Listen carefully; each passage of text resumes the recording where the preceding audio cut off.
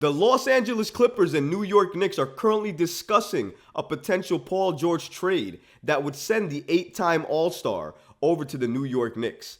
The Knicks have been linked to several superstars over the last few weeks, and now we can add Paul George to that list. If the Clippers make Paul George available for a trade, the New York Knicks will absolutely be one of the teams calling to see if they can acquire him for next season.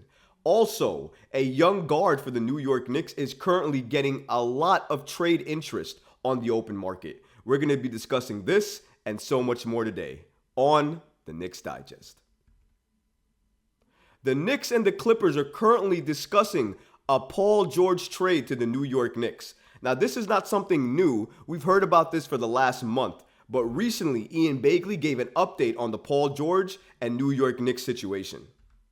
According to Begley, early on Thursday, he reported that the New York Knicks and Los Angeles Clippers have had open discussions about a potential deal for Paul George. This is on the heels of a report from Yahoo Sports' Jake Fisher last month, who reported the following. I think absolutely they're going to try to acquire a star, and they'll call Philadelphia, they'll call Minnesota, and they'll call LA about Paul George. I think the Knicks are going to call far and wide to try to see what their draft capital can acquire, and maybe a mix of certain players on the roster. These are not the only reports that came out though. Another NBA insider in Mark Stein reported the following about Paul George. League sources tell the Stein line that the LA Clippers have left various rival teams with the impression through their draft week conversations that they are, at a minimum, attempting to gauge Paul George's trade value, and some describe it as giving real consideration to the idea of the Clippers potentially disassembling the Kawhi Leonard and Paul George tandem. This is huge news and clearly points to the fact that Paul George and the Clippers may not be a tandem for much longer, because it seems like the Clippers are at least quietly trying to gauge Paul George's interest and see if a team would swing on a trade with them for that star. Now, he's a wing, a two-way wing at that. He's a coveted player in this league when it comes down to stats, shot creation, and what he can do. Take a look at Paul George's numbers for last season. 23.8 points, 6.1 rebounds, and 5.1 assists, shooting 45.7% from the field.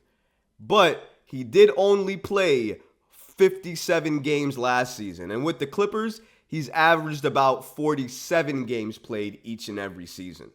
He's 33 years old and clearly doesn't fit the age timeline of this team, which is about 24 to 25, going all the way up to around 28. If you're past the 30 mark and you're being added to the New York Knicks, you may not fit the timeline. It's all going to depend on what type of player you are and how well you can balance your talents with the roster that you're coming into with Jalen Brunson, Julius Randle, and potentially RJ Barrett if he's still here after the Knicks swing a superstar trade.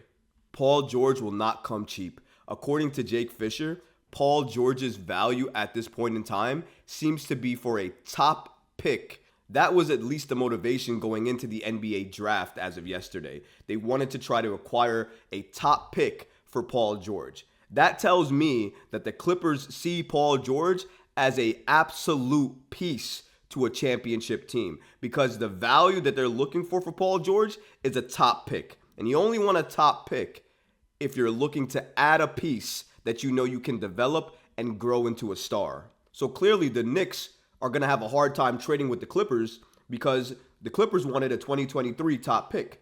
The Knicks didn't have any draft picks in 2023, so it would have been hard for them to swing a trade with Paul George without including a lot of assets and a lot of other first-round picks. After those reports came out, though, other reports circulated that the New York Knicks were out on Paul George. However, Steph Bondy of the New York Daily News reported that a source close to the trade discussion stated that there was nothing brewing for George and don't expect the trade to happen.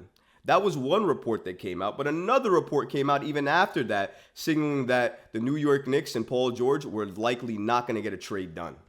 According to the Los Angeles Times, the Knicks became hesitant about trading for George following some internal discussions that included the franchise thinking that the 33-year-old would ask for a contract extension. George is eligible to receive a 4-year contract extension worth close to $220 million. So clearly and absolutely, the money, the age, and the injury concerns, it doesn't make sense. Even if the Knicks didn't extend him and kept him on his current deal, this year, George is set to make $46 million. And next year, if he takes his player option, he's set to make around $49 million. So it's not like Paul George is going to come cheap.